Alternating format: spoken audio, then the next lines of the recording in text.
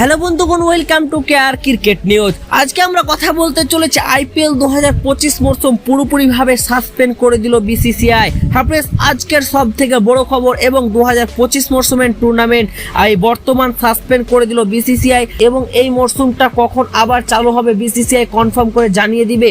যতক্ষণ না পরিস্থিতি ঠিক হচ্ছে ততক্ষণ পর্যন্ত কিন্তু এই 2025 মরশুমের টুর্নামেন্ট চালু করছে না বিসিসিআই।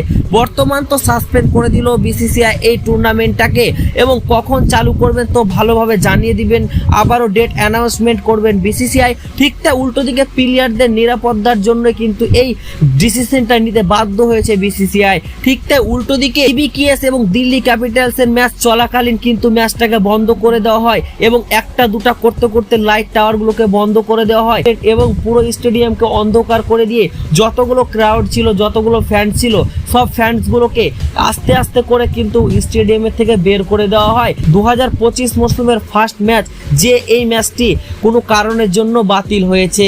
ঠিক তা উল্টো দিকে পাকিস্তান থেকে কিন্তু এয়ার হামলার জন্য কিন্তু এই ম্যাচটি পুরোপুরিভাবে প্লেয়ারদের সেফটির জন্য বাদ দেওয়া হয়েছে। ঠিক তা উল্টো দিকে প্লেয়ারদের কথা মাথায় রেখে কিন্তু এই আইপিএল 2025 মরশুমের টুর্নামেন্টকে সাসপেন্ড করে দিয়ে যতক্ষণ না পরিস্থিতি ভালো হচ্ছে এবং নর্মাল হচ্ছে ততক্ষণ পর্যন্ত এই টুর্নামেন্টটাকে কন্টিনিউ করতে চাচ্ছে না বিসিসিআই। এই আপডেটটা হচ্ছে সব থেকে বড় আপডেট এবং কলকাতা নাইট রাইডার্সের জন্য 2025 মরশুমে হয়তো অতটা কিছু আর ইন্টারেস্ট ছিল না, কিন্তু যতগুলো কেকেআরের যে দুটা ম্যাচ বাকি রয়েছে ওই দুটা ম্যাচ জিতে কিন্তু কেকেআর মোমেন্টাম নিয়ে যেতে চাইতো এবং আইপিএল 2026 মরশুমে কলকাতা নাইট রাইডার্স আসার সময় কনফিডেন্স নিয়ে আসতো যে আমরাও কিছু করে আসতে পেরেছি এবং আমরা ভালো ক্রিকেটটা খেলে আসতে পেরেছি। এবং কলকাতা নাইট রাইডার্সের কথা আমরা সাইডে রেখে আইপিএল 2025 মরশুমটা পুরোপুরিভাবে বিসিসিআই অ্যানাউন্সমেন্ট করে দিল।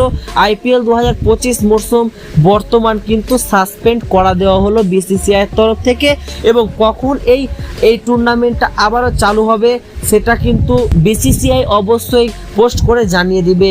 তো সবার আগে নতুন ভিডিও আপলোড পাওয়ার জন্য আমাদের কেয়ার ক্রিকেট চ্যানেলটিকে অবশ্যই সাবস্ক্রাইব করে রাখুন এবং দেখা হচ্ছে নতুন কোনো ভিডিওতে। ততক্ষণ পর্যন্ত তোমরা সব ভালো থেকো, ধন্যবাদ।